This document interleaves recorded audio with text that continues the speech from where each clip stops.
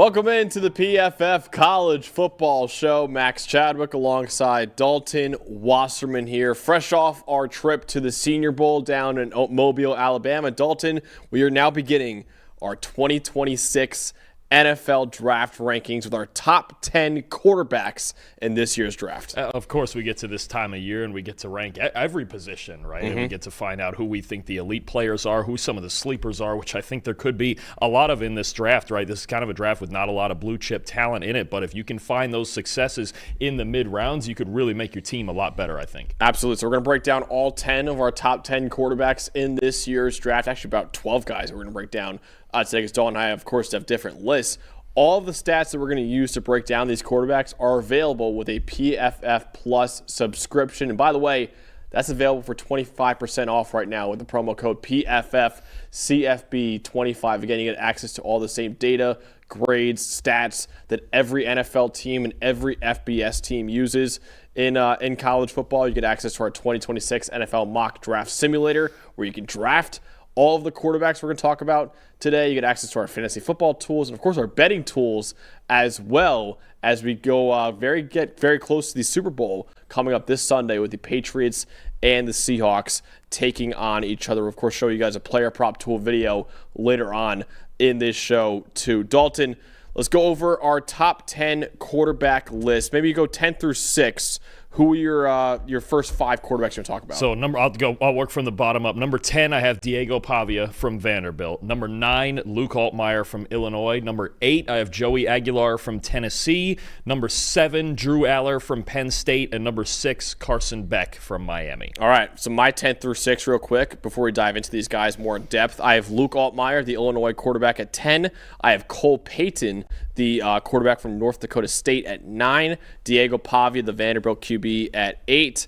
Carson Beck at 7 from Miami, and Drew Allar at 6. So start off, Dalton, with Joey Aguilar, who I had 13th out of these 17 quarterbacks that I watched. What made you want to put him in your top 10? So Aguilar's a guy who got a lot better this year at Tennessee. 2 years at App State as the starter. It was his 7th year in college football, 4 years in junior college, 2 years as the starter at Appalachian State, and then 1 year at Tennessee. 90.6 passing grade this year. And look, he's always had the propensity for big-time throws, especially down the middle of the field. He went to the right offense in Josh Heupel's offense at Tennessee for his college production. He's got about a B to B plus arm. Really good deep ball, especially really knows how to throw it uphill and put some touch on the deep ball. I like the way he throws the ball even in the red zone, giving his targets a high ball so they can come down with it and really win it with their catch radius. I think when you look at the concerns for Aguilar, for me, number 1, now it was better this year, only a 1.9% turnover-worthy play rate, but there is a history of ball security issues, right? The 2 years prior, 51 turnover-worthy plays. The next closest quarterback in the country only had 40, so he can be a bit of a gunslinger, especially against better defenses, and I think it benefited him in Tennessee's offense, but to me, a bit of a one-read passer, right? Kind of one-read, takeoff, gets a little bit stuck in his second and third read, but he's a sneaky athlete. He's got a pretty smooth delivery. He understands how to get his front side to the target. 2 things I look for a lot of times are footwork and front side alignment when it comes to accuracy. Those are both reasonably good, but he's going to have to make the adjustment to running an NFL offense and then, again, continue. If he can continue the improved ball security he showed this year, I think he could make it as a backup. That's going to be the biggest concern for me. Yeah, I like Joey Aguilar. Again, he had a great year at Tennessee this past year with over a 90 PFF grade. By the way, we don't even know if Joey Aguilar will be in this year's draft, because he and also a quarterback we'll talk about later, Trinidad Chambliss, they're both suing right now the NCAA for another year of eligibility. Actually came out just yesterday that Joey Aguilar filed a lawsuit in Knox County in Tennessee looking for another year of eligibility. So, of course, we'll get hopefully some news on Trinidad Chambliss, talk about later on, and Joey Aguilar later on, but we don't know whether or not either of those quarterbacks will even be in this year's draft. So, yeah, I like Joey Aguilar, too. You mentioned before he's kind of a gunslinger a little bit, got a lot better at that this year in Tennessee's offense, kind of broke out in a major way, I would say, in Tennessee's offense, because, we liked him at App State, but we didn't love him at App State. So when Tennessee moved on from Nico Iamaleava and basically made did a trade with UCLA to get Joey Aguilar, because remember Joey Aguilar was committed to UCLA before he flipped to Tennessee when Nico Imaliava went there. We're like, oh, this is a downgrade for Tennessee, and actually it was an upgrade for the Volunteers. So yeah, I was really impressed by Aguilar this year, but his tape at App State and the fact that the Tennessee offense is not that translatable, it's why I had him a little bit lower at QB 13 for me. I'm going to talk about my first guy that you didn't have in your top 10.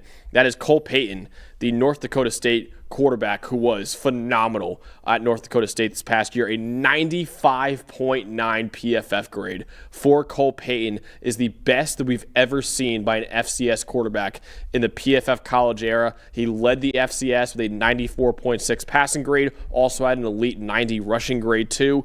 11% big time throw rate was the best in the FCS. Only a 2% turnover-worthy play rate. He has a sturdy build at 6'2", 230 pounds. I thought when we were at the Senior Bowl, he's one of the better quarterbacks we saw at the Senior Bowl. Showed off some good touch there down in Mobile. He's very dangerous with his legs. Nearly 900 rushing yards in his career and a 99.9 deep passing grade this past year at North Dakota State. He completed 63% of his deep throws this year with 25 big-time throws and only one turnover-worthy play. Only 1 year as a starter. His mechanics need some work. There's a little bit of a wind-up in his lefty release. He could use some work on his footwork, too. A little scheme-dependent. You want him to go into offense that will utilize his mobility, but he was really, really good, I thought, at North Dakota State this past year. It was pretty good overall at the Senior Bowl, too.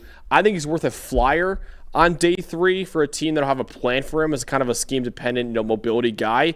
But I think if he refines his mechanics, he could be an interesting backup in the league. Certainly a good build and a really good athlete, right? And for 4 years, North Dakota State used him as more of a wildcat option in their offense, and he was really effective. And this year as a starter, he basically stepped onto every FCS field he played, and he was the best athlete on the field. The rushing threat was a real problem. The deep ball, like you mentioned, was really good. Here are some of my concerns, okay? Really low volume of passing just overall in his career. 5 years at North Dakota State, less than 300 pass attempts. You know, he had less pass attempts than Trey Lance did when he came out, so that's 1. 2, a 12.5-yard average depth of target, right? When I watched Payton's tape, to be honest with you, I came away more impressed with his top wide receiver, Bryce Lance, who's actually Trey Lance's brother, and just this separation he was able to create down the field. And Payton's got to move quicker. 3.33 average time to throw, 3.33 seconds. That doesn't fly in the NFL. Got to get rid of the football quicker. I have questions about whether he can run the underneath parts of an offense. It was okay at the Senior Bowl. He showed some flashes, but this is a developmental player to me who's got really good athleticism.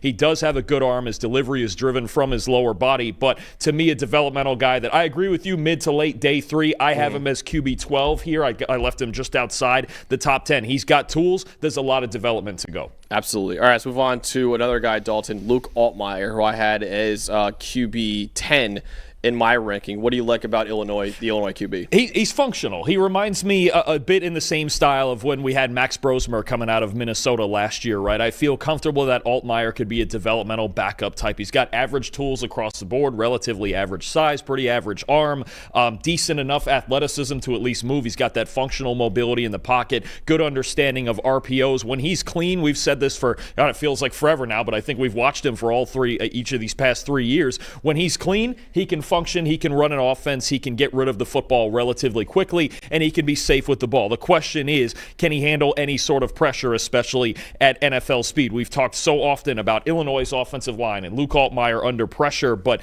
he just has never had that many answers for it, right? He's a decent athlete. He's not a great athlete who's going to break tackles and make things happen like the more mobile quarterbacks in the NFL. But I think if you're looking for a guy who can come in, run the basic functions of your offense, Luke Altmyer can do that.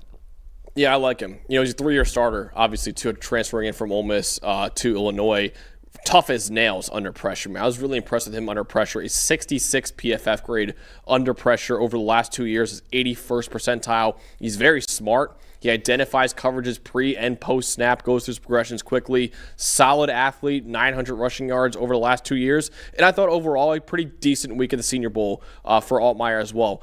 But some of the issues I have with Altmyer, doesn't have elite tools like Dalton mentioned before, takes far too many coverage sacks too, 22% pressure to sack rate this year, and he never had a 75 passing grade in a season. So overall, he's a good, not great quarterback during his 3 years as Illinois starters. Again, doesn't have the physical makeup of an NFL starter, but he has the mental makeup to last a long time in this league as a backup quarterback who, if your starter goes down with an injury or if your starter is really, really struggling out there, he could hold down the fort for a few games as a bridge-ish quarterback. Yeah, no, absolutely. I think it's exactly, if you're looking for a fifth, sixth round, just functional backup, a guy you go, okay, he can improve the depth on our team. I think this is somebody you look at and go, okay, let's get him in the right system. I think RPOs he's really good with, the play action game and some bootlegs. He's athletic enough to run bootlegs. I think, again, in the same way as the more I watched him, the more I thought about Max Brosmer from last year's draft. I just went,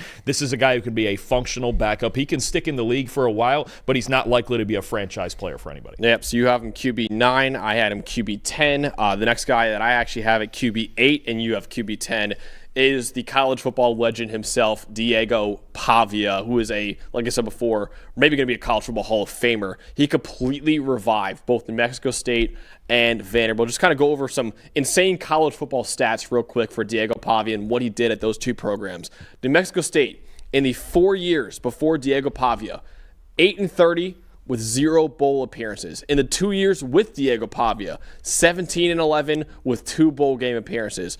2 years after Diego Pavia, 7-17, didn't make a bowl game in either year either. They only had 4 other bowl appearances without Diego Pavia in their 92 years as an FBS program. Vanderbilt, in their 5 years before Diego Pavia, they were 12-45 with 0 bowl game appearances. In their 2 years with Diego Pavia, they were 17-9 with 2 bowl game appearances. 10-3 record this year, the most wins in school history. They finished in the top 15 of the AP poll for only the second time in school history. He was the runner-up for the Heisman Trophy, only behind Dalton and I's QB1 in this draft, Fernando Mendoza, the only other Vanderbilt player to ever even receive a vote for the Heisman Trophy was Carl Hinkle, who finished in 7th place back in 1937.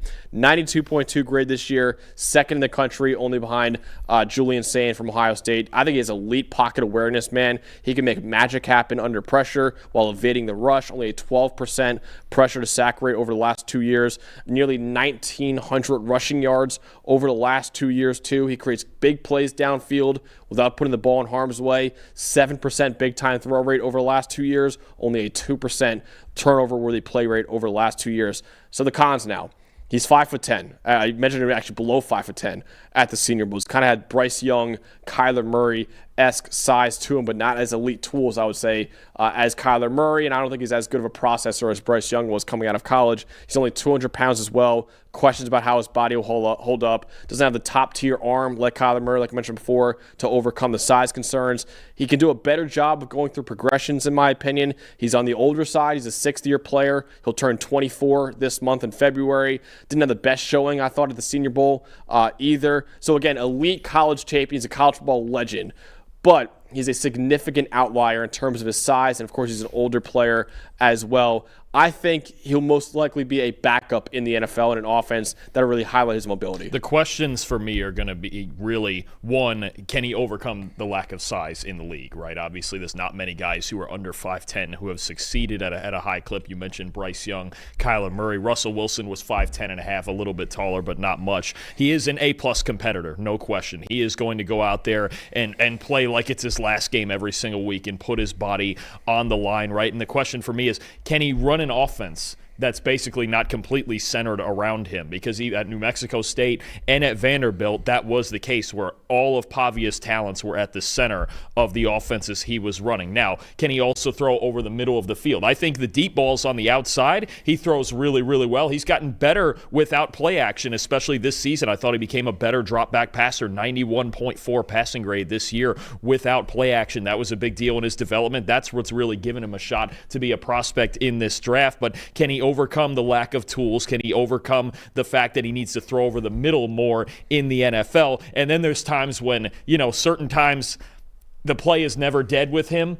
Well, in the NFL, sometimes it needs to be. Sometimes you got to throw the football away. Sometimes you got to slide instead of lowering your shoulder, things like that. So understanding how to manage the game at an NFL level as well as running an NFL offense, those are going to be concerns for Pavia. Yeah, absolutely. So Diego Pavia, again, college football legend, probably going to be college football Hall of Famer, most likely a backup in the NFL, I would say, at the next level. Before we get to the rest of our quarterbacks in our top 10, got to go over the sponsor of the show. That is Western and Southern. Our game plan of the week is presented by Western and Southern Financial Group, a game plan for your financial future. Can't wait for this game coming up this Sunday with the New England Patriots and the Seattle Seahawks. I'm really looking at the two secondaries for both these teams. The Patriots and the Seahawks are first and second in the NFL in coverage grid. So how the quarterbacks in this game, and Drake May and Sam Darnold, how they handle those two elite secondaries will be really fascinating to watch in Santa Clara upcoming this Sunday. Just like every team win starts with a great game plan, your future should too. With life insurance built like a championship roster, Western and Southern helps protect you and your family so you can focus on winning today, knowing tomorrow is covered. Whether you're just starting out, building your dynasty, or looking to lock in long-term protection, their coverage options are designed to match your game plan. Visit westernsouthern.com/PFF to get your free life quote and start building your financial game plan today. Western and Southern, built to win, backed by over 130 years of helping people protect what matters most. All right, Dalton, let's move on to actually to Drew Allar, the Penn State quarterback, a guy who was thought of as maybe a first-round type of talent going into the year.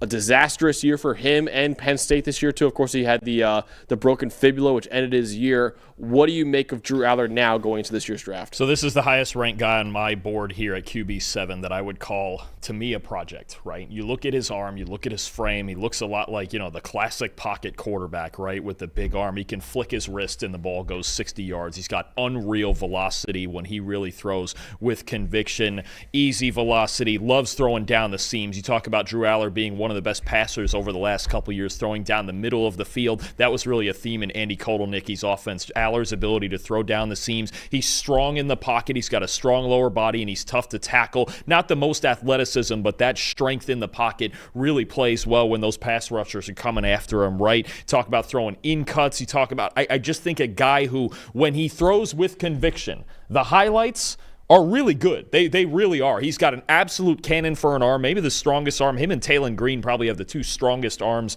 in this draft just on pure velocity. But with Allar, it's ball placement and it's mechanics that are frustrating. And it feels like throughout his 3 years as a starter, those really did not get significantly better, right? And I told you before, basically the first thing that I look at when I'm watching these quarterbacks for the draft is footwork. Drew Allar's footwork, his front foot is all over the place, right? It affects his ball placement, especially when you talk about playing in bigger games. And he got criticized for losing some big games at Penn State, obviously, right? And the entire program did. You know that well. But I think a big part of that is he's got to be able to throw with consistent footwork and with consistent conviction. When he steps into it and he believes in what he's throwing, man, he looks really good. He looks like an NFL quarterback, but there's too often stretches where the footwork is inconsistent, which makes the ball placement inconsistent, and you can't have a guy who goes into certain big games completing 55, 53% of his passes, right? So if he were to get more, because he doesn't really turn the ball over much. His turnover-worthy play rates all 3 of his starting years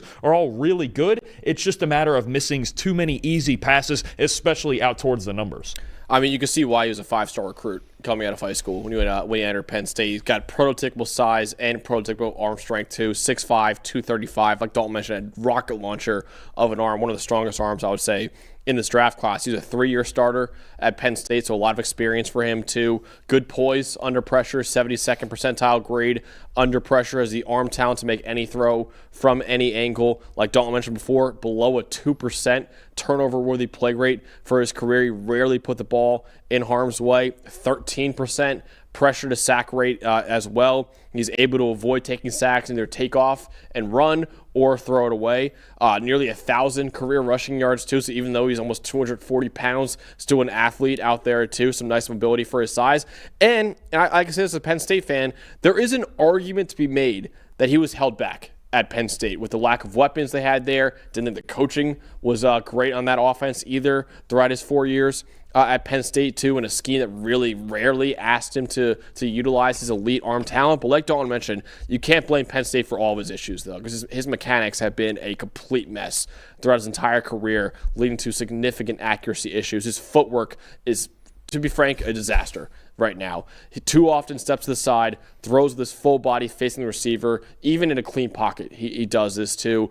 And his grade dropped from the 80s in 2023 and 2024 to a 72.4 this year. And, of course, he missed basically half the year with an injury with that broken fibula, but still wasn't looking great for Allar when he was out there for Penn State. So, like Dawn said, all the tools are there to be an NFL starter, but he needs significant development to get there. It starts with reworking those mechanics from the ground up, honestly, with Drew Allar. He'll need a lot of time on the bench, but I think there is potential there that's worth taking somewhere probably early on day 3. Yeah, no, absolutely. I think when you just look at, you got to have a plan. You got to have like a 2-year plan for this guy. He's not going to play at all. You try to almost stash him as the third guy so you can, again, just work his footwork and work his mechanics behind the scenes. If you can do that, maybe you have a nice little project on your hands here. Allar's got all the arm talent in the world. You talk about if he gets in an offense where he can throw the ball vertically down the field, he could be a real problem, especially with the way coaches like to attack the middle of the field now.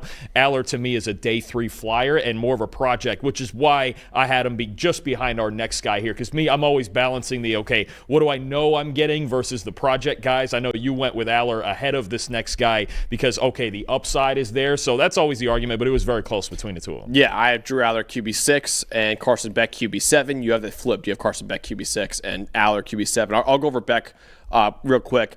I like Carson Beck, obviously 3-year starter at both Georgia and Miami. He quarterbacked the Hurricanes all the way to a national title game this past year. Elite 90 PFF grade over the last 3 years for him too. Good size, 6'4", 220 pounds, 13% negative play rate over the last 3 years, which is 90th percentile, less than a 3% turnover-worthy play rate in his career. Yes, people will point to those game-losing interceptions that he had, of course, in the national title game. I believe, actually, of his 6 losses in his career, 4 of them ended with a game-losing interception by Carson Beck. So, of course, he has those to look at, but overall, does a really good job of not putting the ball in harm's way. Obviously, people will point to that last year at Georgia with a lot of the interceptions. I would argue he's had a lot of bad turnover luck, honestly, that year, too, at Georgia. He's comfortable within the pocket, nearly a 94 PFF grade there since 2023. Good ball placement on short and intermediate throws. He's a quick processor who goes through progressions. He had a 2.4-second average time to throw, second fastest of any Power 4 quarterback this year. Now, the negatives for Carson Beck and why I had him a little bit lower than you had him, Dalton. Even consensus has him QB5 right now. He is not good under pressure, really at all. A 43 grade under pressure since 2024 over the last 2 years. That's 12th percentile among all quarterbacks. He does not have the athleticism to escape pressure. He panics when there's interior pressure, which can lead to turnovers.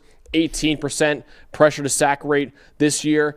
And my big question for him right now, how much did that elbow surgery that he had at the end of last year at Georgia, how much did that impact his arm strength? Because you look at him from Georgia to now, his arm looked considerably weaker at Miami this year, which forced him really to be an ultra-conservative quarterback, which he was effective in that role, but a much more of a game manager than we saw at Georgia.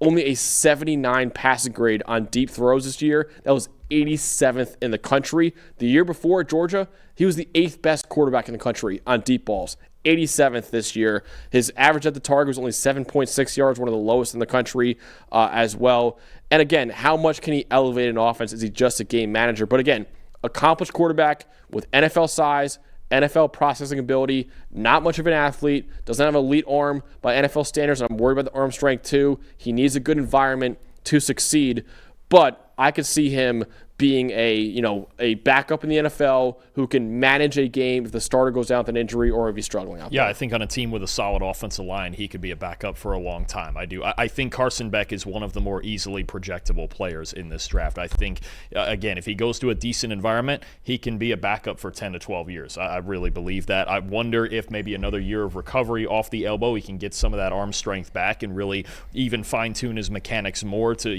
get into his lower body and throw the ball with a little more force. But you talk about experience, a 3-year starter, and he's played pretty well in all 3 years. Game manager, and all of the pros and cons that come with it. You mentioned the cap on the ceiling, the lack of athleticism, the lack of answers under pressure. That's never going away. He's never going to be very good under pressure. That's just kind of, he's in that Jared Goff style of, he's pretty much a statue in the pocket back there. But to me, he gets through progressions as well as most of these quarterbacks in this class. He's accurate when he is clean. His mechanics are relatively clean, and I think he just understands in most situations what he needs to do to continue to move the chain. So I think this is someone whose skill set you generally look for in a backup, especially if you're a team that only requires a pocket passer. He's not going to be an option threat or anything like that, but I think that game manager label that you threw on him, good and bad, because there are good parts of it too, I think that pretty accurately describes Carson Beck, his game all around. So I think he's somebody you take early to mid day 3 and go, okay, this guy we can develop into our backup, and we pretty much know what he is going to be, because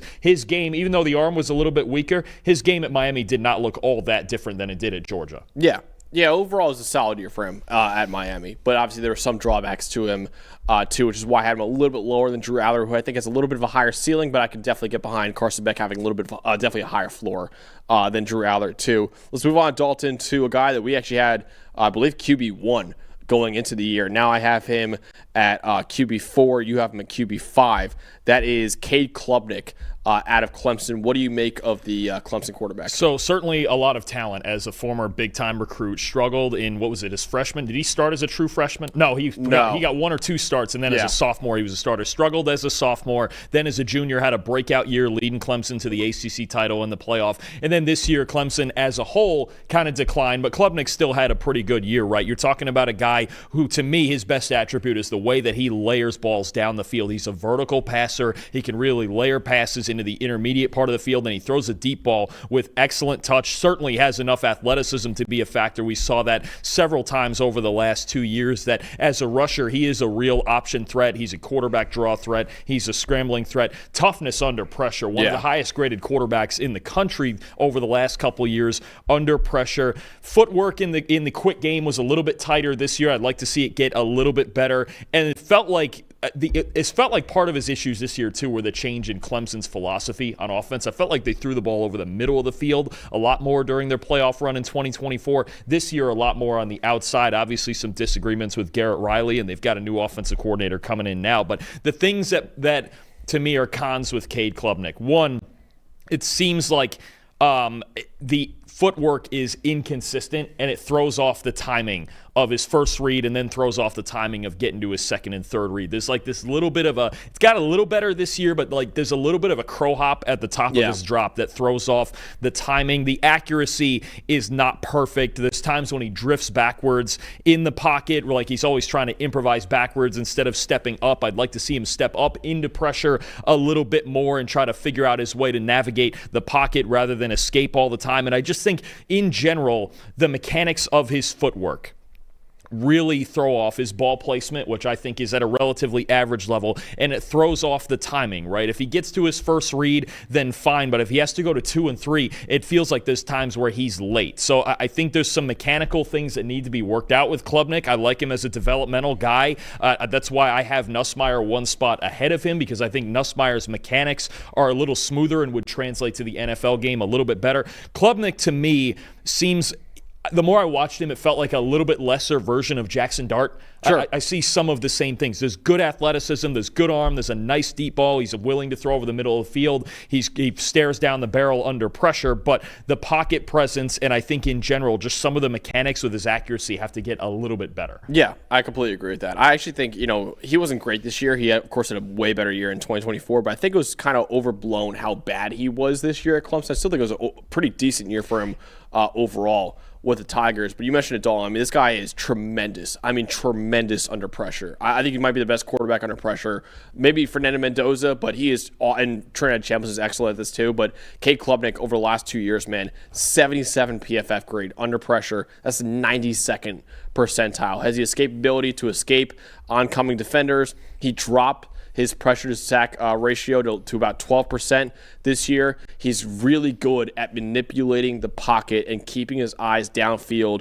Really good at throwing on the run as well. He's 73rd percentile grade outside the pocket. He is so good at breaking out of sacks. He's a magical plays under pressure. 3-year starter at Clemson, over 2,900 snaps in his career. Dynamic athlete. Of course, it goes into how good he is under pressure. Over 800 rushing yards over the last 2 years. Quick release with repeatable mechanics in his upper body, and a 14% negatively graded play rate over the last 2 years. It's 89th percentile among all quarterbacks. It's a really good job of keeping the ball out of harm's way. Now, some of the negatives with him.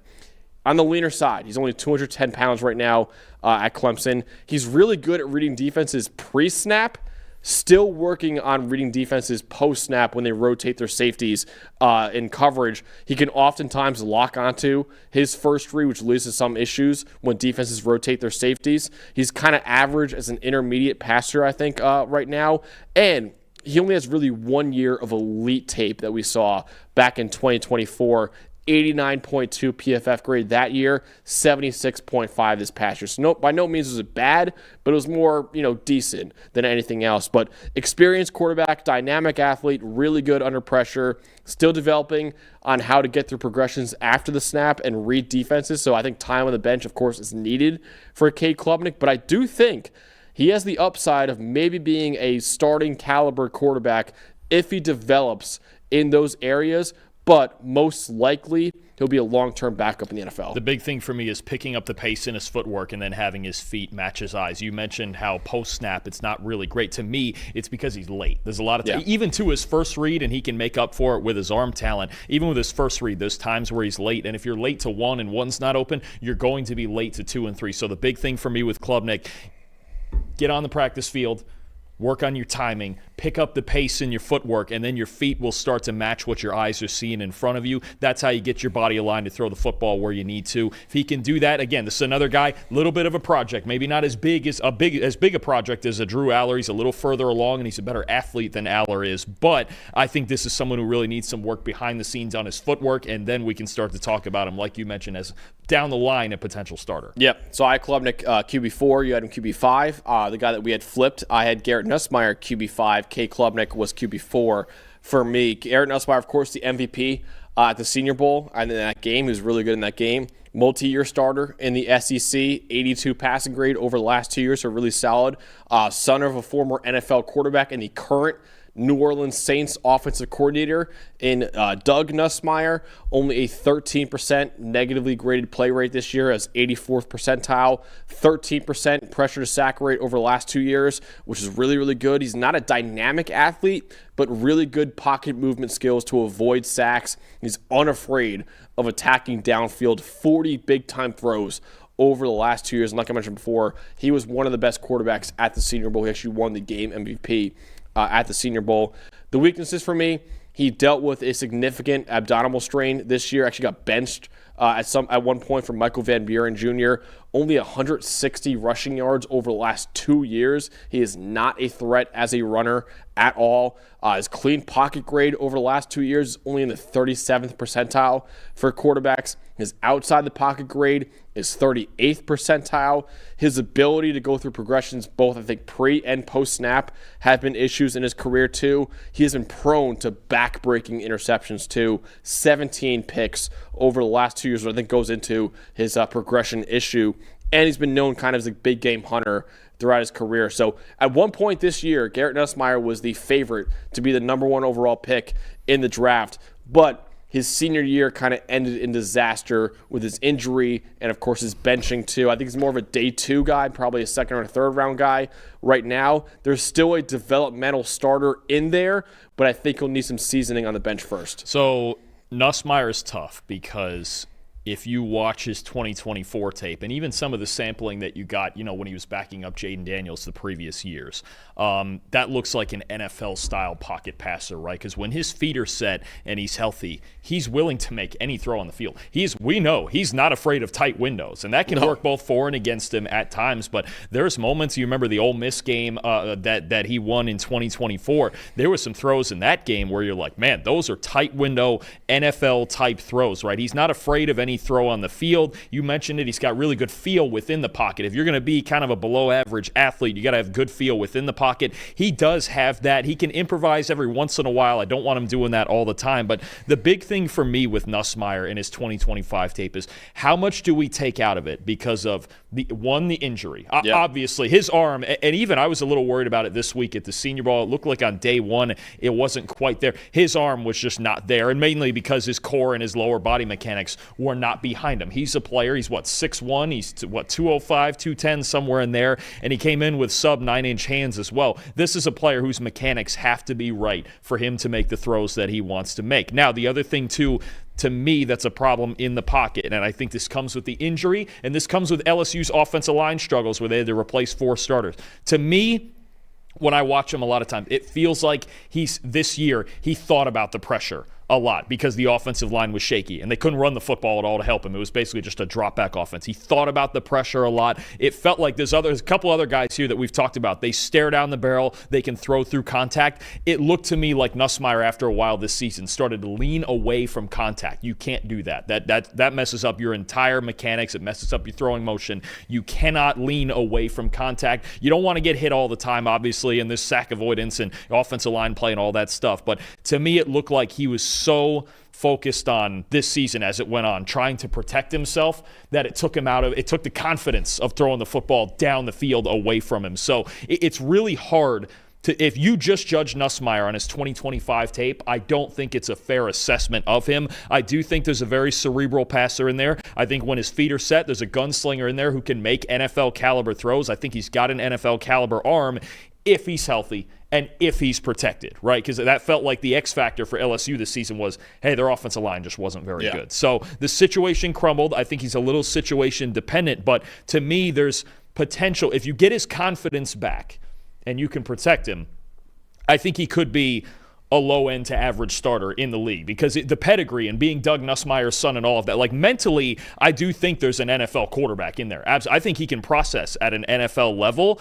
I think there's just times where at LSU, with the lack of run game and the lack of pass protection, that he had to do it at such a high level, like Joe Burrow used to, like Jaden Daniels used to, that it just wasn't going to happen. He's not as good as those guys. But I think to me, that processor and that level of pocket feel within the pocket, when he has a good offensive line, that's worth it for me to call him QB4 here. Yeah, and we'll see what happens with Trinidad Chambliss. He might be QB3 in this draft. So right now, I'd say Garrett Nussmeier is probably a 2nd or 3rd round pick in the draft, but who knows, Dalton? With the amount of teams that need quarterbacks right now, a team might get desperate. We might see Nussmeier go high 2nd round, maybe even after that Senior Bowl performance, maybe even sneak into the end of the 1st round. I would not be shocked. I wouldn't project it right now for Garrett Nussmeier, but I would not be shocked if a team really does get desperate. Like, who says maybe a Sean McVay at wherever they're picking, like 29 or 30, maybe says, hey, let's get Garrett Nussmeier in here, wait a couple years behind Matthew Stafford, and we'll see if he can be our quarterback in the future too. Yeah, I mean, if you believe that much in a guy, you could take him there. I think taking him on day 2 financially and contractually would be a little safer bet, right? And you go, okay, we don't have the 5th-year option and the first-round guarantees and all of that stuff. I think that would make more sense. I think, to me, I probably have him a little lower. I see him as more of probably a 3rd-round pick. Yeah, I agree. And a guy you can develop and sit behind the scenes and get his confidence back, because I think he can play the NFL game the way it's supposed to be played from the pocket. He just has to play with a better offensive line. That's what really collapsed for LSU this year. Definitely. All right, before we get to the top 3 quarterbacks we actually completely agree on, we want to talk about the player prop tool here at PFF. Obviously, this upcoming Sunday, Super Bowl Sunday, biggest weekend of the year for sports bettors. Make sure you guys use the PFF player prop tool so you make a lot of money this Super Bowl Sunday. Check it out.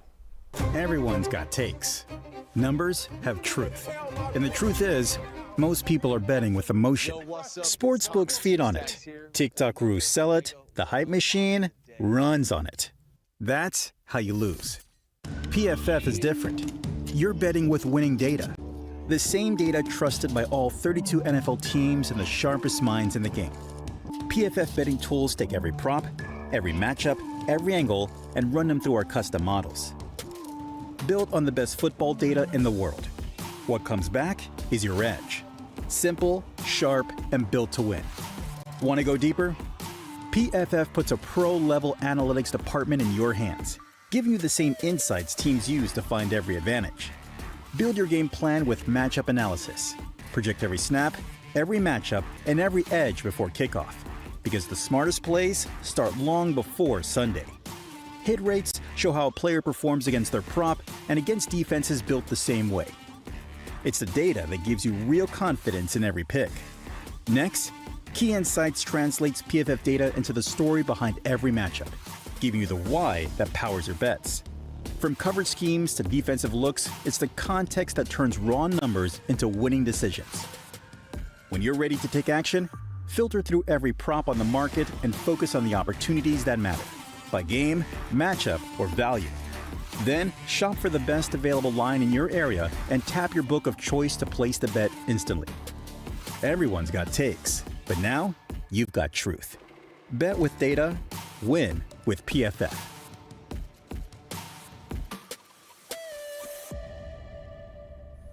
Once again, that player prop tool available right now with a PFF Plus subscription, 25% off right now if you use the promo code PFFCFB25. Dalton, before we dive into our top 3 quarterbacks in this year's draft, I want to answer a question in the chat from our guy Jake saying, who's the best quarterback from the 2024 class? If you could redo that draft right now, seeing what we've seen from Jaden Daniels, Drake May, of course, and Caleb Williams, who would you take number 1 overall? I'd probably go Drake May, but it's close. That is close, because to me, it's what have you done for me lately, and Drake May is playing in a Super Bowl, had an MVP caliber year, but man, well, you know me with Jaden Daniels. I mean, I was in on him as QB1 going into that class, and don't forget, he brought that team to an NFC title game last year. That's true. Team fell apart a little bit this year. For the sake of just being controversial, you're going Drake May?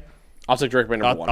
I'm gonna ride it out. I'm gonna go into year 3 with a bounce back. I'm still going Jaden Daniels. Okay, I'll do Drake May. Probably do Jaden Daniels 2. Caleb definitely 3. Yep. Bo Nix 4.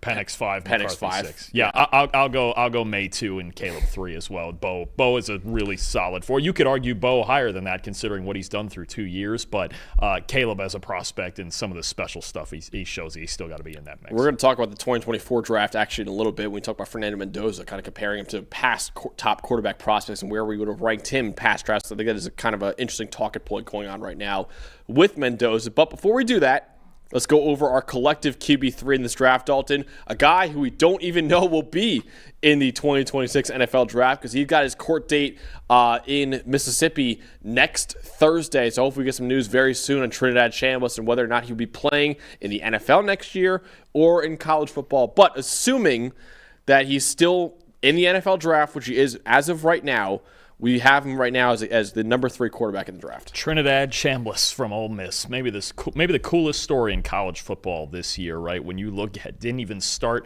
this year as their as Ole Miss's week 1 starter. Came in from Ferris State, fresh off a Division II national title, and he takes over the job when Austin Simmons gets hurt. And he just never looked back. Only lost 1 game the entire regular season to the Georgia Bulldogs. Got revenge in the CFP quarterfinals before losing an all-out war to Miami. And Ruben Bain in that defense put up 27 points on that Miami defense. And you look at Chambliss, he's kind of in that Russell Wilson mold. He's a little undersized, 6 foot, maybe about 200 pounds, but he's a really good athlete. He throws with really nice touch, especially on the deep ball. He attacks one-on-one matchups on the outside. He's not afraid to attack the middle of the field as long as he can see it. Compact mechanics, really quick release, both in the pocket and on the run. And I just love the way, 3 things. His poise out there. The moment, never, at any point, even though he's coming up from Division II, he's taken over, he's kind of doing the Tom Brady thing, taking over as the backup and leading this team towards a championship and he just never, the moment never looked too big for him. The only time, maybe one time it did all year, was the 4th quarter of the first Georgia game, and he learned from that, and he went on and he took his team to be one of the last 4 standing. The instincts are off the charts. You talk about that Russell Wilson, Brock Purdy type of playmaking instincts outside the pocket. You saw that certainly when he took over that 2nd Georgia game, and I just love the way, too, that he is one of the best athletes on the field. But he wants to win from the pocket first and foremost. He will not break and start to improvise until he really, really has to. So I think you just look at this guy and you go, okay, Is the arm special? No, it's not special. It's not even as good as Russ's, who was a legitimate baseball prospect, but his arm is good enough. His size is a little below average, right? There's nothing about the measurables necessarily that's going to jump at you with Trinidad Chambliss, but you flip on the tape, and it's the poise that he plays with, and it's just the attacking mentality that he has. The accuracy is solid, especially on the move. Now, when you look at some of the cons, below average size, like I mentioned, pretty average arm. The deep ball can hang a little bit when you start getting towards that 50 to 60 yard range. He doesn't quite have that in him with the most drive in the world. His deep ball is thrown better, kind of like Russell Wilson's with timing and touch, right? I think there's sometimes in that offense, in Charlie Weiss's, Lane Kiffin's offense, he predetermined throws just a little bit, and there's times when he can slow down his receivers a little bit when it comes to in-breaking routes, throws a little bit behind them. But I think if you're looking for a guy that you can, I think about Cliff Kingsbury's offense or an offense like that where you can involve the quarterback's legs a little bit and you can get him out on the move and you can allow him to be the center of attention playmaker that he can be. I think he can be a starting quarterback in the NFL. It's got to be an offense that's built the right way, right? One like Jaden Daniels had with Cliff Kingsbury, or even Kyler Murray had with Cliff Kingsbury, right? One a little more like we've seen out of certain times with Lamar Jackson, because he's an accurate enough passer and he throws with enough timing that he can succeed in an NFL passing game, but you can't ignore his legs and what he can do for you outside the pocket as well. Yeah, you mentioned before, it was the coolest story. One of the coolest stories, actually. We had a lot of cool stories in college football this year, with Indiana winning a national title, obviously. Vanderbilt was back this year, too. But Trinidad Chambliss, in terms of players, was probably the coolest story that we had in college football this year. He, coming out of high school, the only offers he had were Division III offers and JUCO offers. He went to Ferris State, again, a Division II school. He only had a $6,000 a year scholarship going to Ferris State, so it wasn't even a full scholarship going to Ferris State. I mentioned before, Dalton won a national title there in 2024, transferred to Ole Miss, was the backup quarterback until Austin Simmons got hurt, and he took the job and never looked back. And he made that transition look seamless this past year from Division II to the SEC. 88 PFF grade, 13th in the country, brought Ole Miss all the way to the semifinals, even without their head coach in Lane Kiffin. He's excellent under pressure. 76 PFF grade under pressure this year was the second best mark in the entire country, only a 13% pressure to sack ratio. He has the athletic ability to avoid rushers, good tools despite being undersized. He had a top speed of 21 miles an hour according to our tracking this year. He has good velocity on his deep ball, in my opinion, too. 96 passing grade on the deep ball, was third in the country and best of any quarterback that is in this draft this year, at least right now in this draft. He's undersized, though, like Dalton mentioned, 6'1", 200 pounds, raises some durability concerns at the next level. Not as good throwing in the intermediate range as he is throwing deep. Only 53rd in the country this year in intermediate passing grade. He struggles kind of layering throws, I think, over linebackers. Sometimes bails from clean pockets when his first read isn't there. Needs to do a little bit of a better job of going through his progressions. Only an 89 clean pocket passing grade this year. Only 44th percentile among all quarterbacks. So not as comfortable in a clean pocket as he is on the move or outside of structure. And I mentioned before, don't even know if he'd be in this draft right now. Because like I mentioned, he has a hearing for a preliminary injunction next Thursday on February 12th in Mississippi to try to get another year to play at Ole Miss. The NCAA denied his first request on January 9th. All the reports I've seen is that Ole Miss is very, very confident that he will get another year of eligibility. So most likely, it sounds like right now, Trinidad Chambliss will not be in the 2026 NFL draft. In fact, he'll go back to school for another year. We'll see what happens next week in that hearing. But again, we don't know if he's in this draft, but there's enough on tape that if he is in this draft, I would take him probably somewhere in the second round. He's undersized, but the tools are there to potentially be an NFL starter down the line. Certain guys you watch and you flip on the tape and there's moments like, the Oklahoma game this year or the Georgia game. And I mean, there was so many of them, the Florida game late in the game too, where you just go, well, yeah, that guy's just a playmaker. He's just a baller, right? And sometimes you just have to, put the measurables to the side a little bit and go, this guy, I mean, keep in mind, again, undefeated season at Ferris State, won a championship down there, and he brought that poise and those instincts to Ole Miss, and he never looked out of place in the SEC. He just never did. And when you have a guy like that who's making those types of plays, especially against a defense like Kirby Smart's or a defense, like Miami's with Ruben Bain and that defensive line, and there was a struggle in that game, and he still found a way to get his team a lead late in the game. So I think Chambliss, I think you mentioned, I think second round is probably the right range for him. And again, a team that can utilize all of his talents in the right scheme, that's something. I mean, I think a similar guy, not that he's necessarily a similarly built player, but that was kind of the Eagles' approach when they drafted Jalen Hurts. True. This guy's talented, can we build the right offense for him? And they've obviously gotten 2 Super Bowl appearances and 1 win out of it. So I think Chambliss, if you have an offense where you can build the offense around all of his talents, he can be a good player in the NFL. Yeah, it was so cool seeing him really in that Georgia game. As I mentioned before, is the first time against Georgia, he wasn't as good.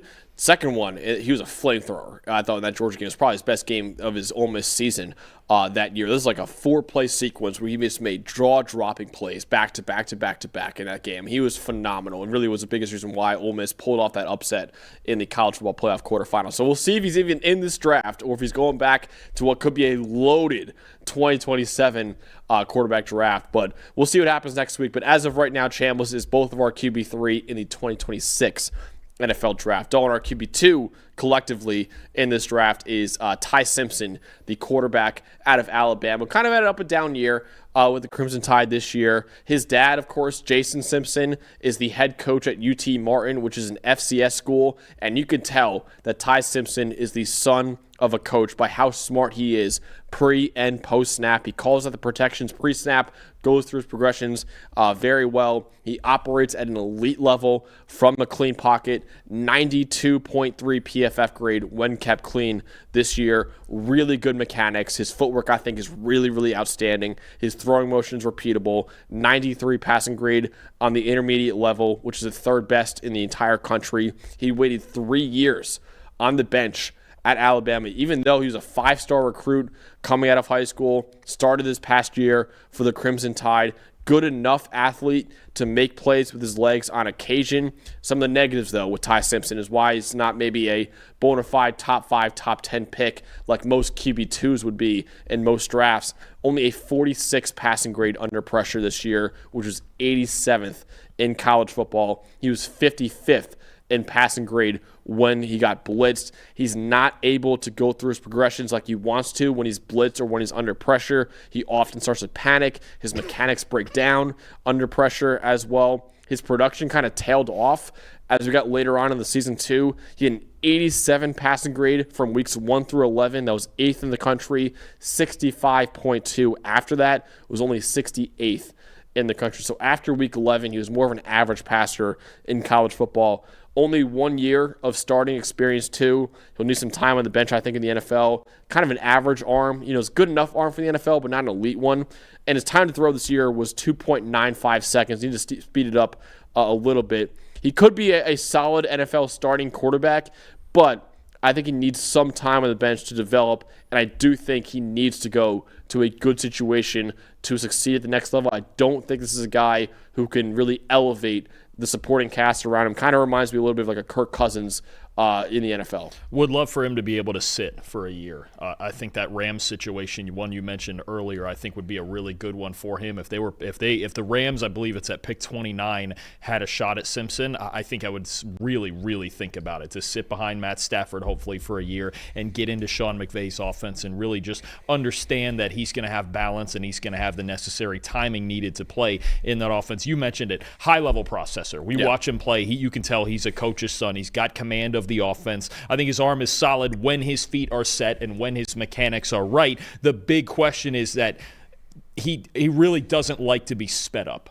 Right, you can see when he's a little bit like I talked about with Nussmeier. You could see as teams started to blitz him more as the season went on, that as Simpson got sped up and he was thinking about the pressure more than he was comfortable in the pocket, and he was thinking about his reads. When he gets uncomfortable, the mechanics do get away from him. Right, you can see him leaning away. You can see him almost straining to try to speed up his feet to get the ball out before the pressure can get to him. Right, instead of and I'll give him this much. The one of the big things that I saw with was the second game against Oklahoma, right? Early in that game, it looked ugly. It looked like the first one, right? But he made the adjustments to Brent Venables' looks, and that's what you want to see more often from him. He can do it. It is in there. We even did a film breakdown earlier in the season of, okay, this is what Nussmeier looks for against these blitzes and against these coverage rotations. It is in there. It just needs to be more consistent, and there needs to be a little less panic under pressure. Don't bail out of the back of the pocket. You're not a good enough athlete to do that, right? He can make some plays, but I'd prefer that he step up in the pocket and work from there. So I think that's really going to be the thing. How long will it take him to get up to NFL speed without having to rush his mechanics and having to worry about getting hit and all of that? And this is another one where, boy, wouldn't you love to see him in an offense that could run the football and have a little bit of balance and take the heat off him? Because after a while, especially the second half of the year for Alabama, it was Ty Simpson against the world. And that's why they were blitzing him 50, 60% of the time in some of these games. So I understand where some of the flaws come from. I do think they're fixable. I do think there's an NFL starter in there. He's just a guy I would prefer to sit for a year or two while we get him in a system and we get him really comfortable in a system. How high would you take Ty Simpson? What do you think is a decent range for him in this draft? I think 29 for that Ram. I think it's very specific to situation with him. I think 29 to the Rams makes a lot of sense. I don't think I'd do it at 13 unless they were super confident that that's their guy. 29 to the Rams makes sense. I could see the case if Aaron Rodgers comes back one more year for the Steelers to take him. I believe it's at 21. Talent-wise, he's probably late first, early second, somewhere in that range of 20 to 45 or 50. Your situation and, to me, your ability to be able – if I can sit Simpson for a year, I think a sneaky one, if he were to get to them, I don't know where they're picking in the second round. I think a sneaky one's Detroit. Yeah. Honestly, I think to sit him behind Jared Goff, because another thing is an offense – one thing we didn't mention, Ty Simpson's outstanding throwing over the middle of the field. Yeah. Okay, an offense like Detroit's that emphasizes that, I think could be so big for him. Plus, behind a Jared Goff, you could really go into the long-term bridge kind of scenario there if you're not going to give Goff another contract beyond his current one. That's a sneaky one, too, if they got a good value on him and they believe in him as a prospect. But anywhere from 20 to 50 is probably the right range for Simpson. Definitely, he's a starting caliber talent. I would prefer that he sits and just learns the speed of the game and then gets comfortable behind, on a team, hopefully with a good offensive line. Yeah, like I said before, 93 passing grade on the intermediate throws is third best in the country, so that absolutely is a tremendous intermediate thrower. What do you think about your Jets at 16? Would you do it? I probably wouldn't, and I think it says to me more. One, they would start him right away.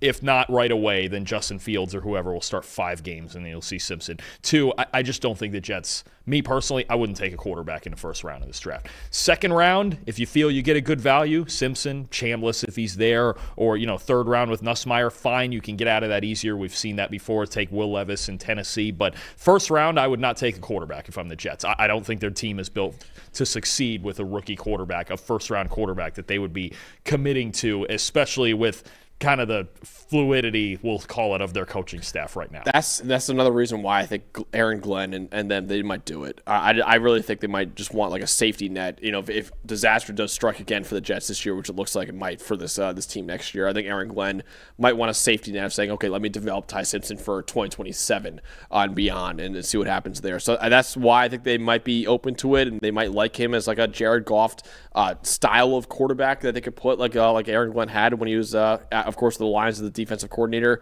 So I think it is an option for them at 16, but we shall see. I don't think he'll be a top 5 pick. I don't think the Jets will take him at 2 or the Cardinals take him at 3, but I could see him being somewhere in that 16 to 25 range. The Jets, the Steelers. Do you think Miami at 11? I don't think so. I don't think so, but I'm not going to take it off the table. Yeah. We pretty much know it's not going to be Tua. Yeah. So then you ask, well, who's it going to be? Is it Kyler Murray? Is it Malik Willis? Is it Daniel Jones? Is it who then would it be? So the conversation, I think, starts in earnest with what the Rams want to do at 13, if they want to take him and sit him, assuming Stafford's coming back. 13, 16 to the Jets, 21, I believe it is, with Pittsburgh. Steelers, yeah. The Steelers are going to be a conversation. Browns at 24, maybe? Maybe. I don't think so. I don't think so either. That's another one where with your offensive line and your wide receiving core, I don't think Patrick Mahomes could go in there and do anything right now. I don't know if Todd Monken. Yeah, they need to build that team before they take a franchise quarterback, or maybe see who they've got in the building too. Maybe it's a Pro Bowler. They got a Pro Bowler. Got 2 Pro Bowlers. Yeah, actually. Exactly. Yeah. So no, the Jets and the Browns are 2 teams where in this draft, I'm going kind of best player available, and I'm building the rest of the roster, especially for the Jets, their defense. Yeah, makes sense. So Ty Simpson, we'll see where he goes in the draft, probably somewhere mid to late first-round guy. The Dalton that will definitely go probably number 1 overall in this year's draft is Fernando Mendoza, the Indiana quarterback who had a dream season with the Hoosiers this year. Absolutely did. I mean, you look at Mendoza, first and foremost, fearless competitor, right? I mean, the signature play of his career is going to be actually the quarterback draw in the national title game that gave Indiana a lead in the fourth quarter there. Crisp mechanics that have gotten better over the years. His footwork, even just his stance before the play starts, has gotten better. It's gotten more relaxed, feet a little bit closer together. You can see this year's version of Mendoza was definitely a different version than the one we saw at Cal, right? The supporting cast obviously better, the offensive line better. That was certainly an issue at Cal. But talk about accuracy. We talked all year about Julian Sayin at Ohio State being the most accurate quarterback in college football. Per our quarterback charting, Mendoza was second behind him. So you're talking about elite accuracy, clean mechanics, solid athlete. I think an underrated athlete at his size, 6'5" and about 225. Mm-hmm. Solid athlete. We've seen several times this year him be able to work outside the pocket, be a factor in quarterback draws. So I think, is he going to be a centerpiece of your run game? No, but can he add 4 or 5 carries a week that move the chains a little bit? Yeah, he can do that. Absolutely. A monster in the red zone. I believe the last 2 years in the red zone, is it 39 touchdowns and no interceptions? I mean, just unbelievable in the red zone, and the precision, the consistent precision that he played with this year, whether it was deep balls, back shoulders. He loves him some back shoulder throws. He does, yeah. You get him one of those 6'4" receivers, ex-receivers like Elijah Surratt. Maybe he'll be playing with him, who knows? But you get him one of those big-bodied receivers he can throw those back shoulders to. Boy, it would look like Aaron Rodgers and Devontae Adams. He loves those throws. He's a master of the RPO game, really good there. And I know there's been a lot of criticism lately about, Mendoza and all these RPOs and they went heavy on it in the last game because Miami's defensive line was dominating, but Indiana's RPO rate this year was right around 25%, which is like a little bit above average in college football, but there's teams that do it like 45 to 50% of the time. It's not crazy. The leaders in RPOs in the NFL were the Kansas City Chiefs this year at about 18%, so I don't think he's some product of his offense quarterback. Like, the RPOs are in there to help, and that's college football. That's just what it is now, but he definitely is not a guy who was just scheme dependent. The arm is probably about a B+ or so, and I think it's gotten better as he's gotten stronger and his lower body mechanics have gotten better.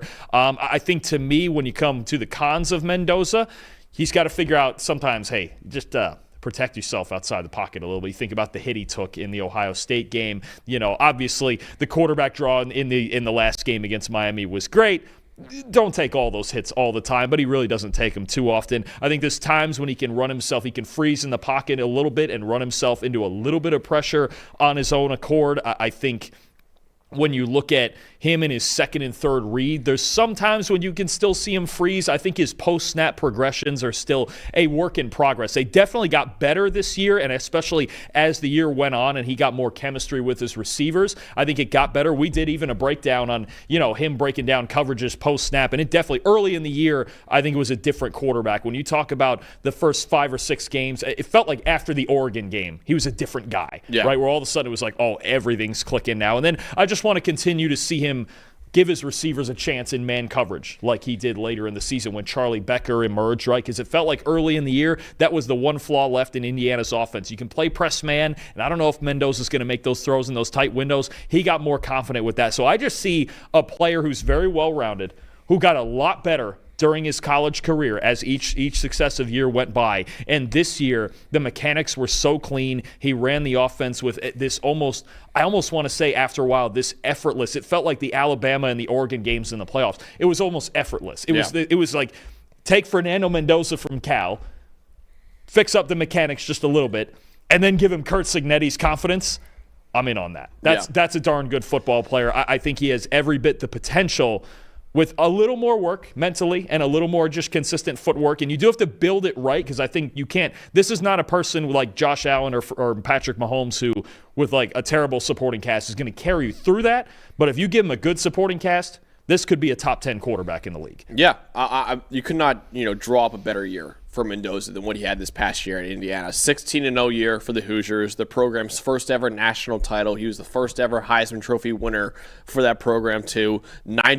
Basically a 92 PFF grade. It was third best in the country behind only Julian Sain and Diego Pavia. Led the nation with 41 touchdown passes. Led the nation with a 129 passer rating this year too. Just an unbelievably clutch football player. From the Big Ten title game through the national title game. 92.6 PFF grade. Dalton, he had 45 positively graded plays in that stretch, only 10 negatives in that stretch too. He came up big in the biggest moments for Indiana in the biggest games of the year for the Hoosiers. And also, he came up big when the pressure was on him physically as well, because he had the fourth best passing grade in the nation under pressure at about 71. He was not phased by it. Ideal size, 6'5", 225 pounds. Clean, repeatable mechanics you mentioned before. His footwork got a lot better than what it was at Cal even last year. Good enough arm strength for the NFL level. Rhythm passer. He's able to go through progressions in a timely manner. He's athletic enough to make plays with his legs as well. And also, too, the intangible stuff, man, this guy's a leader. He's got the character that you want leading your locker room. I know some people think, some of his post-game interviews are a little bit corny or what have you. Man, that's the guy I want leading my football team out there. And obviously, Indiana loves this guy. The entire state, it feels like, rallied around Fernando Mendoza this year. Seems to come from an amazing family, too. He's the kind of guy that you want leading your locker room. I know he's going to go to the Raiders, most likely, Dalton. I have no reservations about him going to Las Vegas. That is not going to be an issue for a guy like Fernando Mendoza out there. Some of the negatives for Mendoza, over the last 2 years, he has a 23% pressure to sack ratio. It's the highest actually of anyone that I scouted in this class. He's unafraid of throwing with pressure in his face, but like I mentioned before, sometimes brings on some of that pressure to himself. Isn't as adept at escaping that pressure either. That was more of an issue at Cal last year, where they had a really bad offensive line, more so than this year at Indiana, but still popped up at times with the Hoosiers this year. He was good overall at Cal, not elite. So maybe some questions about how much Indiana's supporting cast, and they're obviously elite coaching. I think the best coach in the country elevated him. Decent athlete, not a blazer. He can pick up an occasional first down when you need him to. Obviously, that clutch run in the national title game. But he should most likely be a pocket passer in the league. And how much can he create outside of structure to it, I think will be a question for him. When I watched him, honestly, and I actually saw someone on Twitter post a video of Jared Goff when he was at Cal. And I forgot how mobile Jared Goff was actually at Cal. That kind of reminds me of Mendoza right now, where I think, as he develops further along into his career, where Goff's really just a pocket passer now, I think that's the comparison for Mendoza is, okay, college Jared Goff right now, I think he'll develop more into like a Jared Goff type of quarterback in the NFL too. But the traits, the toughness, the character that every team would want as a franchise quarterback. Again, not the highest ceiling in the world. Do I think he'll be an MVP caliber quarterback? Probably not. But the floor is there to be a consistent top 10, top 15 quarterback in the NFL. Yeah, I think when you look at it, the outcome for him, if he plays on the level of what Dak Prescott got to eventually. And keep in mind, Dak Prescott a couple years ago, second in the MVP. True. Dak Prescott, Jared Goff, Kirk Cousins at one time was, the 8th best quarterback in the league, right?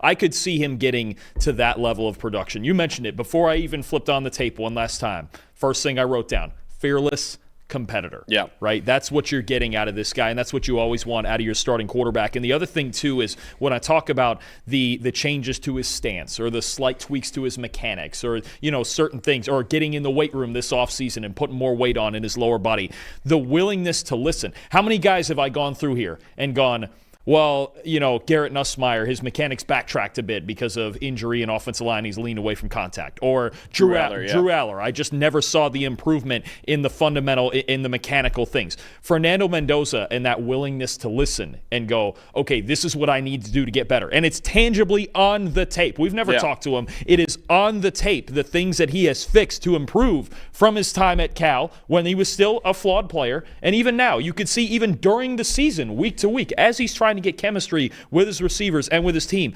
The fundamental things that are getting better week after week. Hey, I need you to throw better into man coverage. We did a breakdown on it, not trying to jinx you. Bang, against Ohio State. Yep. All right, fine. One-on-one, we're winning the Big Ten. Boom, one-on-one coverage in the national title game, wherever, in the playoffs. Gets better. He just consistently gets better and continues to fix his flaws. That willingness and that adaptability makes me not worried at all that the rest of his flaws are going to get at least tweaked, if not fixed. And two, the adaptability to run any offense, which right now, not official, but is heavily rumored to be Clint Kubiak's offense that he's running there in Seattle. And we've seen already what Kubiak can do. Last year in New Orleans, thought he did a really good job on when the Saints were healthy. This year, obviously, he's got the Seattle Seahawks with Sam Darnold as their quarterback in the Super Bowl.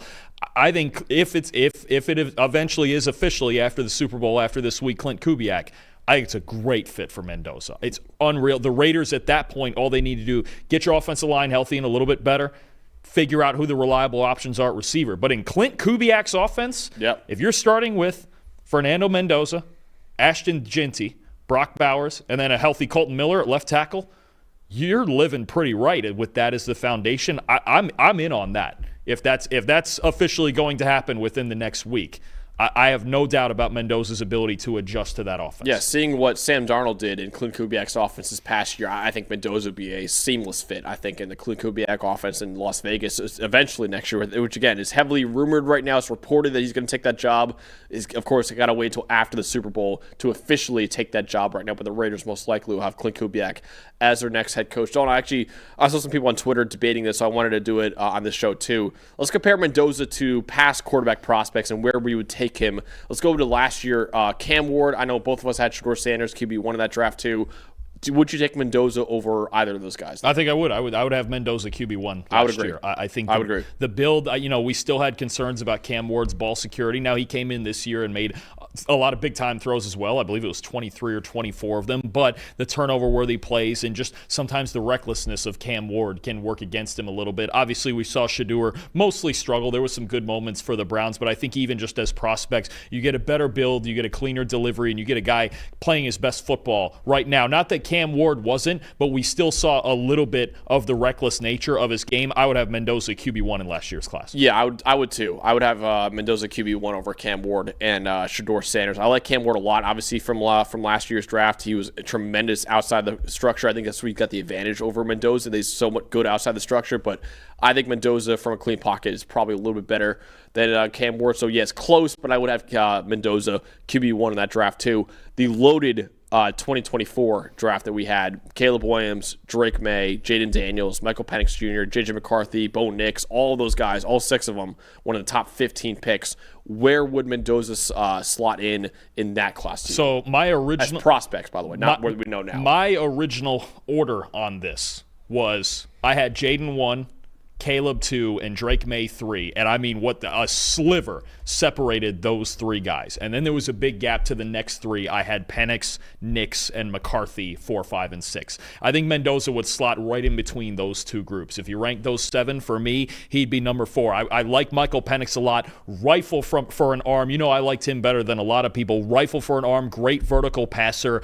But the injury history and the little bit of a lack of athleticism, I think would make the difference for me. I think Mendoza and Penix would have been close for QB4 for me, and then I would have left Nix and McCarthy as 5 and 6 there. I think he would slot right in between. I think those first three guys, those were elite MVP potential type prospects, all three of Jaden, Caleb, and Drake. I think Mendoza's a little bit behind that, but I would put him at the front of that second group ahead of Michael Penix where I had him. Yeah, my rankings were Caleb Williams, Drake May, Jaden Daniels, and then I had J.J. McCarthy, Michael Penix Jr., Bo Nix. I would agree with you that he would be after the first three guys of Caleb Williams, Drake May, and Jaden Daniels, but right before Penix, Nix, and McCarthy as well. So, yeah, I would have in that order, too. I just thought, we had 2 years of elite tape from Caleb Williams. We had 2 years of elite tape from Drake May. We had an unbelievable Heisman year from Jaden Daniels, which I would put above Mendoza's Heisman year this year. Even though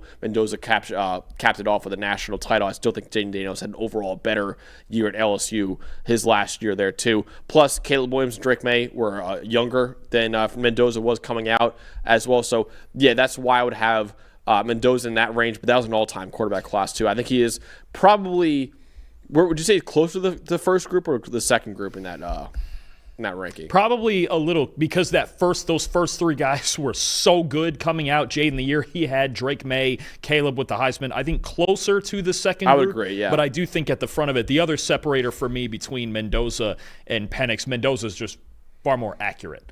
Right? Like, you take Bo Nix's accuracy, and I think Mendoza's arm is probably a little bit better. Although Nix is shown in the NFL to have a better arm than we thought he did. I think Mendoza is closer to that second group, but still at the front of it. Those first three guys, I mean, those were elite. There's a reason they went with the first three picks in the draft in a year like that. They were elite prospects, and I still believe, and it's really shown at times through the last 2 years, any of those three guys could end up as the best one, and it's going to be a debate we have for a long time. But I think Mendoza's a little closer to that second group, but at the front of it. Yeah, I would agree with that too. All right, final one I want to do is the 2023 draft, which of course had Bryce Young going number 1, C.J. Stroud going number 2. Anthony Richardson also won the top 5 of that draft too, with Will Levis going later on in the second round. I think the conversation is probably between Bryce Young, C.J. Stroud, and Mendoza. Where would he slot in the 2023 class for you? That's a hard one because he's very similar in style to Stroud. He would be third for me, I think. Because, again, you got 2 years of elite tape from Bryce and Stroud, and they're younger than Mendoza was. Yeah, too. I think this is very close because he's similar in style, I think, to Stroud. Maybe even a little bit better athlete. And Stroud coming out, I mean, when you looked at his accuracy, and then obviously you remember that last game against Georgia, I mean, there was serious debate about whether he or Bryce could be number 1. I think it's extremely close. Mendoza's probably third, like you mentioned. We had more evidence of the other two, but what Mendoza's brought this season was just outstanding. Very, very, very close, but probably just behind Stroud in that mix. But I think that's a much closer battle. He's certainly closer, way closer to those two than I think the three from the next year with Caleb and Drake and Jaden. Yeah, like I said before, all we saw from Stroud and Bryce Young in college was elite stuff. Like the second they became starters at Alabama and Ohio State, they were elite quarterbacks. Mendoza took some time at Cal before he became obviously the Heisman Trophy winner this past year, but I would agree with that too. So he'd be QB3 for us in 2023. He would be QB4 for us in 2024 behind Caleb Williams, Drake May, and Jaden Daniels. And then he would actually be QB1 in last year's draft over a guy like Cam Ward. Appreciate you guys watching this show, our top 10 quarterbacks in the draft. We actually have another top 10 episode coming out later on this week, I believe on Friday, our top 10 running backs and what is a wide open running back class right now in the 2026 NFL draft. Can't wait to break that all down with you guys. We'll see you guys on Friday. By the way, we're also doing a watch along for Super Bowl 60 on the PFF NFL channel. If you guys want to watch Super Bowl 60 with us between the Patriots and the Seahawks. But for our producers back there and Tyler, Quinn, and Eli, for Dalton, Wasserman, I'm Max Chadwick. We'll see you guys on Friday with our top 10 running backs in the 2026 NFL draft.